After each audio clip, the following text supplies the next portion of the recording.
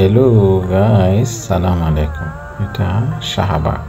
এই শাহবাগের ইতিহাস অনেক লম্বা, কিন্তু নতুন করে ইতিহাস সৃষ্টি করেছিল আমাদের লাকি আক্তার ও ইমরানের সরকার।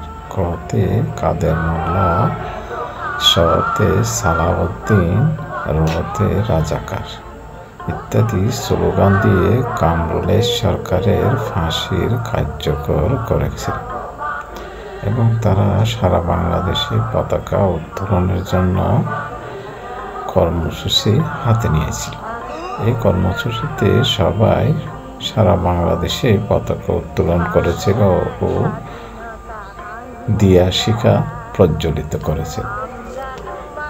এখান থেকে তাদের এই আন্দোলনে অনেকের ফাঁসি হয়েছিল, কিন্তু ছাত্র জনতার অভ্যুত্থানের আন্দোলনে রতে রাজাকার দিয়ে সাবেক প্রধানমন্ত্রী শেখ হাসিনার এখান থেকেই পতন হয়েছিল।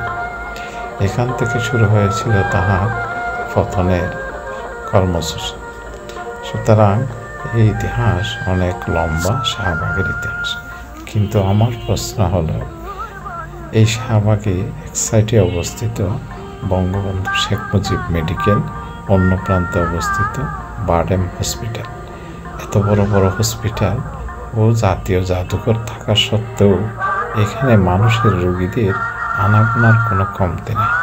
এত মানুষের রোগীদের ভোগান্তির ভিতরে মানুষের অধিকার আন্দোলনের আদায়ের কেন্দ্রবিন্দু এটা বেছে নেওয়াটা আমার মতে ঠিক হবে না।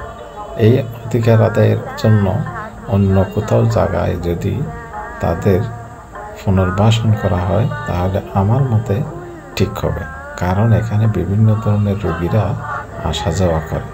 এখানে আবার প্যাকেজ সিস্টেমের খানাও পাওয়া যায়, 60 টাকা ভিতরে মাছ, সবজি, ডাল, আনলিমিটেড ভাত। ধন্যবাদ। আসসালামু আলাইকুম।